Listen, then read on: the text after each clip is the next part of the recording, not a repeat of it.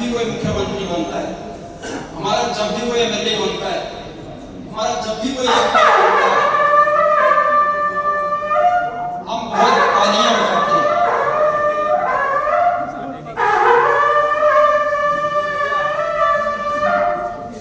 हमारा मुख्यमंत्री राजपूत बना है, हमारा मुख्य एमएलए राजपूत बना है, हमारा एमपी राजपूत बना है। हमने आज दिन तक कभी नहीं सुना कि हिमाचल प्रदेश के इतिहास में, हिंदुस्तान के इतिहास में किसी एमएलए ने, किसी मंत्री ने, किसी मुख्यमंत्री ने राजपूत एमएलए, राजपूत मंत्री, राजपूत एमपी जिसने किसी मंच से खड़े होकर के ये कहा हो मैं राजपूतों के लिए ये करने वाला हूं क्योंकि मैं उनका नुमाइंदा हूं। जब आज दिन तक उन्होंने ऐसा नहीं कहा तो हम छाती चौड़ी क्यों करें? राजपूत हमारा मुख्यमंत्री, राजपूत हमारा एमपी, राजपूत हमारा एमएलए। जैसे ही हमने राजपूत सभा का चुनाव हुआ, हमने देखा पॉलिटिशियंस को पता लगा, उन्होंने दूरियां बनानी शुरू कर दी, उन्होंने ये संदेश भेजना शुरू कर दिए हमारा वोट बैंक खराब हो जाएगा।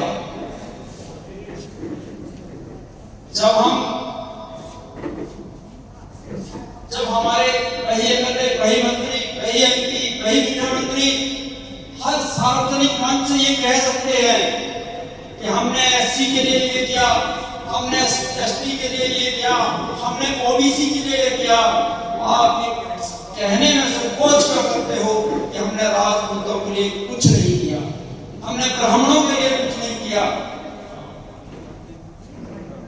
ये सोचने का विषय है।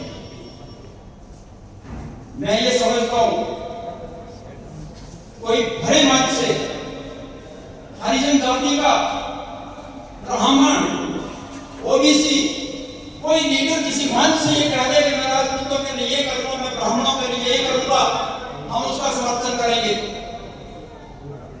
और हम विश्वास दिलाते हैं आपको, हम पूरे जिला में राजपूत कल्याण के लिए जो भी होगा हम करेंगे। आपका आशीर्वाद चाहिए, हमें जो भी कुर्बानी देनी पड़ेगी हम देंगे, क्योंकि कोई पॉलिटिशियन आपको चलने नहीं देगा। आज तक शाम को घर जाएंगे, बहुत सारे लोगों को संदेश आएंगे, देश डूब जाएगा, जातिवाद फैल जाएगा, ये हिंदू धर्म डूब जाएगा। हिंदू धर्म जिंदा तो तब रहेगा जब राजपूत जिंदा रहेगा, जब ब्राह्मण जिंदा रहेगा। और ये जाति की प्रथा है, हम सारी, हमारे धर्म में ये मान्यता है वसुधैव कुटुंबकम, हम पूरी दुनिया को अपना परिवार मानते हैं। हमारे ऋषियों ने कहा, हम ऋषियों की संतानें हैं।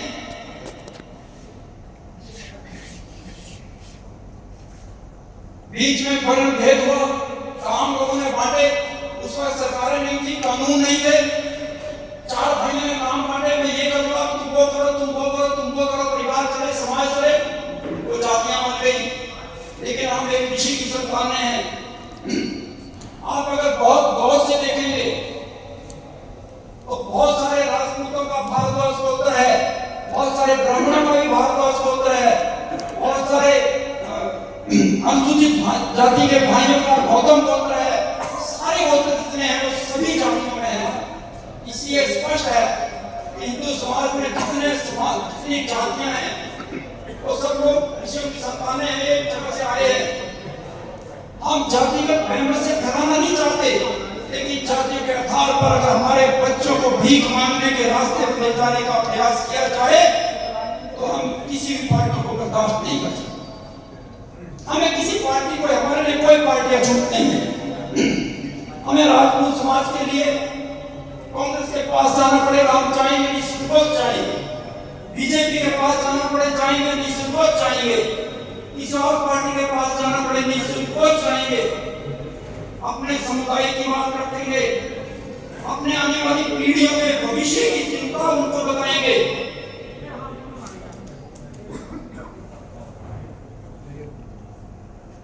आज जिस जातीय आरक्षण के ऊपर हिंदुस्तान की और प्रदेशों की सरकारें चल रही हैं, हम ग्रामीण क्षेत्रों में रहने वाले लोग हैं, हम सारे समाज में रहने वाले लोग हैं, हमारा जीवन सामाजिक जीवन रहा है।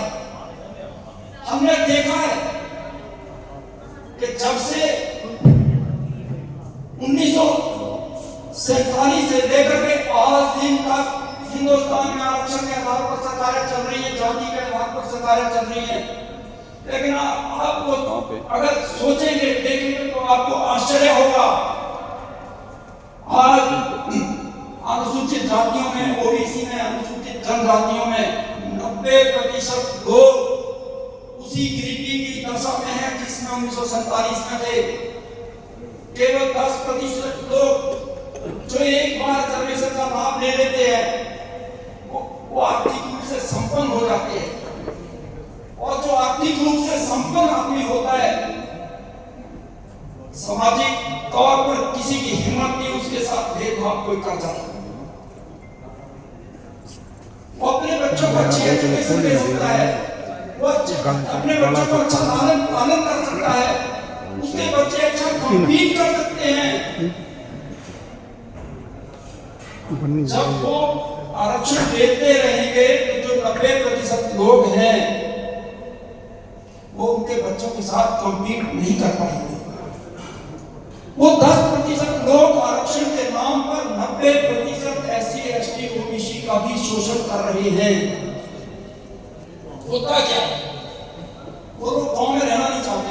एक अगर हेडमास्टर, प्रिंसिपल, डॉक्टर कोई SC ST का बन जाता है वो अपनी बिरादरी के गांव में नहीं रहता। आपने कभी इसको नोटिस किया होगा या नहीं किया होगा तो करना, वो अपने गांव को छोड़ के हमीरपुर में मकान बनाएगा, सुल्तानपुर में, बदाऊं में, चंडीगढ़ में मकान बनाएगा, वहां रहेगा। अपनी बिरादरी में वो रहना नहीं चाहता। इन पॉलिटिशियनों की नजर बहुत तीखी होती है। जब भी इलेक्शन आएंगे पूरे हमीरपुर शहर के हरिजन